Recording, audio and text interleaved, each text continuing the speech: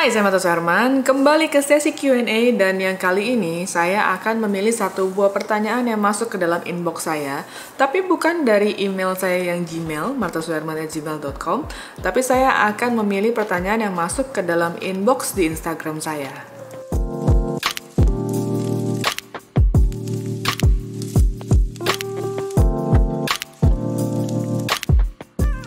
Nah, yang kali ini saya pilih dari DM saya, tapi buat teman-teman yang mau kirim pertanyaan atau kirim fotonya untuk dibahas, tolong jangan kirim ke Instagram saya. Kenapa? Karena kalau di Instagram saya itu kadang-kadang suka ketumpuk ya, ke overlap, dan biasanya suka kelewat di sana. Dan juga biasanya kalau saya misalkan lihat sekali gitu ya, terus kemudian masuk message yang lain lagi, itu saya kadang-kadang lupa. Nah, buat teman-teman tolong di email ke martasuherman@gmail.com supaya saya bisa dapat datanya lebih jelas di sana. Yang kali ini saya ada satu pertanyaan yang masuk ke Instagram saya. Ini lumayan sering saya lihat di Instagram dan juga di email saya juga ada beberapa masuk ya, beberapa kali. Nah, ini mengenai dynamic range. Jadi di sini ada pertanyaan saya, Kak. Kalau dynamic range itu apa sih? Dan kemudian ketajaman dan kejernihan gambar ya.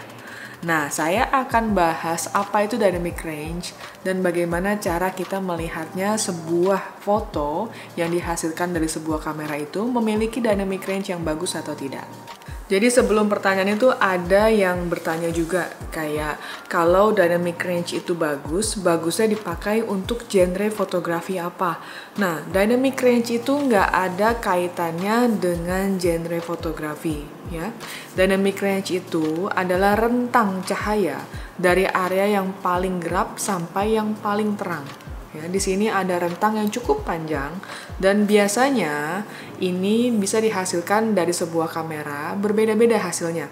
Dan biasanya kalau mata manusia itu dia memiliki rentang sekitar 24 stop. Tapi kamera itu umumnya di sekitar 10 sampai 12 stop. Nah, jadi dynamic range itu bukan seperti menu yang bisa kita pilih dan kemudian kita bisa on atau off kan ya.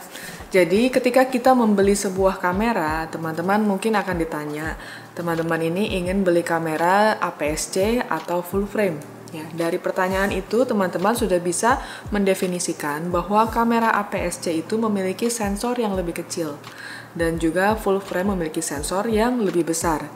Nah, di dalam sensor ini, dia bisa menghasilkan sebuah foto yang memiliki kualitas dengan dynamic range yang rentangnya panjang atau pendek.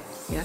Nah, di sini pengaruh banget. Jadi, sensor size itu kalau dia ukurannya besar, otomatis dia akan memiliki rentang cahaya yang lebih panjang. Ya. Kenapa? Karena biasanya sensor size itu, mereka itu akan menangkap cahaya. Jadi dalam sensor itu, dia terdapat piksel-piksel di mana dia akan merekam cahaya. Jadi dia akan merekam cahaya ke dalam sensor ini, sehingga semakin besar sensornya, otomatis akan semakin banyak cahaya yang bisa direkam. Tapi kalau sensornya itu kecil, otomatis cahaya yang terekam itu jauh lebih sedikit. Nah, kemudian kenapa dynamic range ini menjadi satu hal yang penting pada saat kita memilih sebuah kamera? Nah, ini karena kita kadang-kadang diketemukan dalam kondisi di mana kita harus menggunakan rentang dynamic range yang cukup panjang. Misalnya saya memotret foto landscape ya. Foto landscape biasanya kita pasti memiliki awan yang terang di pagi hari ya. Awan terang, kemudian langitnya juga terang. Tapi di sisi sebaliknya kita memiliki foreground yang cukup gelap di sana.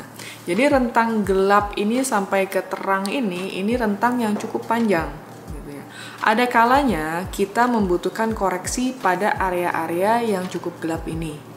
Teman-teman bisa cek kalau teman-teman memiliki sebuah foto, teman-teman cek di Photoshop atau di Lightroom ataupun di Capture One. Di sana coba teman-teman geser area shadow dan highlight-nya. Jadi kalau kamera kita memiliki dynamic range yang bagus, ketika area shadow itu kita angkat, kita geser ya, itu biasanya masih sempurna, masih bagus. Dan juga kebalikannya kalau kita memiliki area highlight yang kelihatannya udah agak wash out, lalu kemudian kita tarik, detailnya masih muncul, bagus. Nah, itu artinya kamera kita memiliki dynamic range yang cukup baik. Kebalikannya, kalau sebuah kamera itu memiliki dynamic range yang kurang baik, biasanya ketika kita tarik, dia akan terjadi clipping. Jadi biasanya gradasinya akan terjadi seperti gambar atau warna yang patah. Wah, kalau gitu berarti mungkin kita harus memiliki kamera bersensor besar. Ya. Kamera sensor besar memang cukup menarik kalau kita mau melihat dari ketajaman warna, dari kekayaan warna, ya sampai ke dimensinya gitu ya. Semakin besar sensornya akan semakin lebih bagus. Tapi ini sisi negatifnya adalah harganya akan jauh lebih mahal lagi kalau sensornya semakin besar. Jadi kalau teman-teman tahu tingkatannya, smartphone biasanya berada di urutan yang paling bawah ya. Itu dimana biasanya sensornya yang paling kecil ya. Kemudian ada lagi yang kamera-kamera pocket yang mungkin sekarang udah nggak gitu banyak digunakan. Kemudian ada lagi kamera yang dengan sensor micro four third. Kemudian ada juga APS-C, full frame, dan di atasnya itu ada lagi yang disebut dengan kamera medium format dan juga large format. Kemudian kemarin saya juga ada dapat message yang mengatakan bahwa oh ya, kamera micro four third ada yang jauh lebih mahal kok daripada kamera full frame. Ya betul. Nah ini teman-teman juga harus membedakan antara produk Eropa dengan produk Jepang. Ya, di sini ada dua standar yang berbeda. Jadi kalau teman-teman bicara kamera Leica, ya kamera Leica memang dia secara harga jauh lebih tinggi, tapi banyak faktor lain sebenarnya. Jadi dari segi build badannya pun sudah berbeda dengan build badan dari kamera-kamera buatan Jepang, ya build badan kameranya itu sendiri maksud saya. Jadi teman-teman di sini coba di compare apple to apple, karena kalau misalkan produk Eropa pasti dia punya standar khusus standar Eropa, dan produk Jepang memang biasa standarnya juga berbeda. Jadi tolong di compare antara produk Jepang dengan produk Jepang gitu.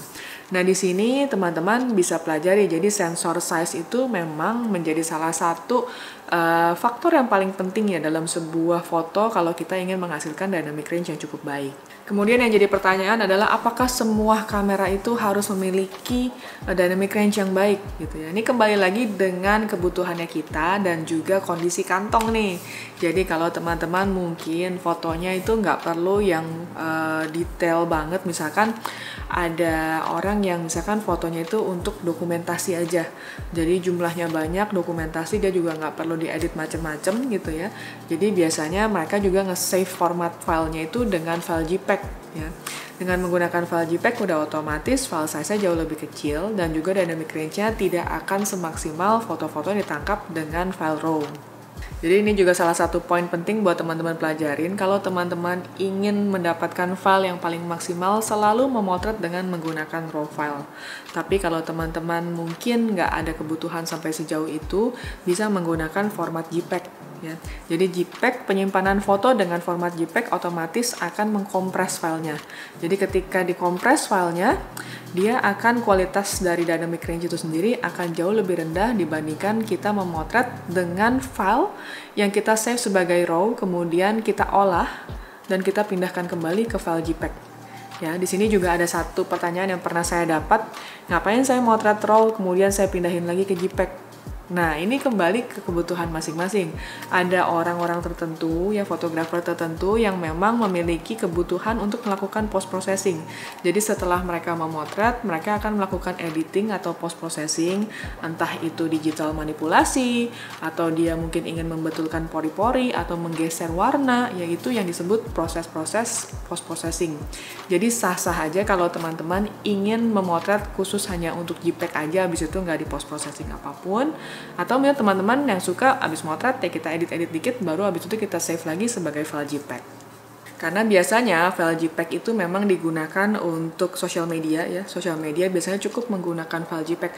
Tapi kalau teman-teman melakukan printing offset misalnya ingin mencetak sebuah buku, biasanya tuh file yang dituntut adalah file yang berbentuk TIFF ya. Jadi TIFF atau file dari PSD-nya itu sendiri. Nah, kemudian mungkin teman-teman ada pertanyaan bagaimana caranya ya supaya kamera saya bisa menghasilkan dynamic range yang lebih maksimal. Apakah ada sesuatu yang harus ditambah dalam sebuah kamera saya?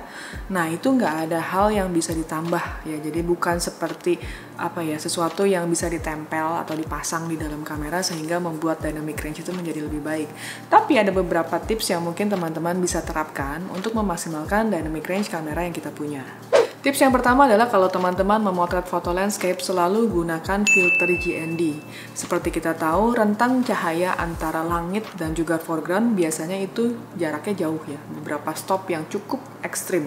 Jadi teman-teman gunakan GND yang tepat untuk mendapatkan exposure yang tepat antara foreground dengan background. Kemudian saat kita memotret selalu gunakan ISO yang lebih rendah. Jadi kalau kita menggunakan ISO lebih rendah, akan otomatis kita akan menghasilkan foto dengan dynamic range yang lebih baik. Yang ketiga adalah seperti yang tadi sudah saya bilang, memotretlah dengan file RAW. Jangan menggunakan file JPEG jika tidak terpaksa. Jadi selalu maksimalkan dengan file RAW supaya pada saat kita ingin melakukan koreksi highlight dan shadow di komputer kita masih bisa mendapatkan file yang sempurna.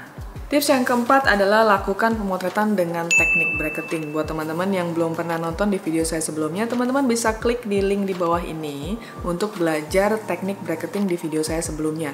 Dan juga teman-teman di sini yang belum tahu, simpelnya teknik bracketing ini adalah teknik pemotretan dengan exposure yang berbeda-beda.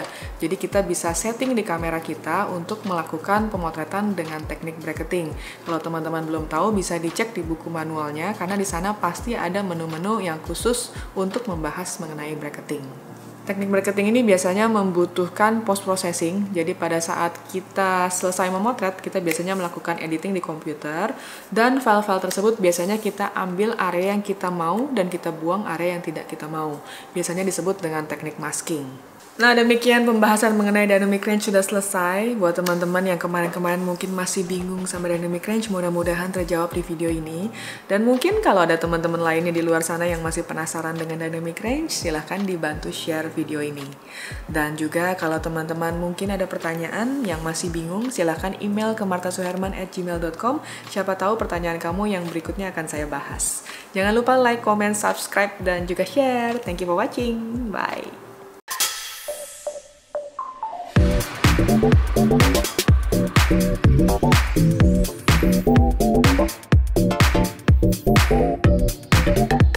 you.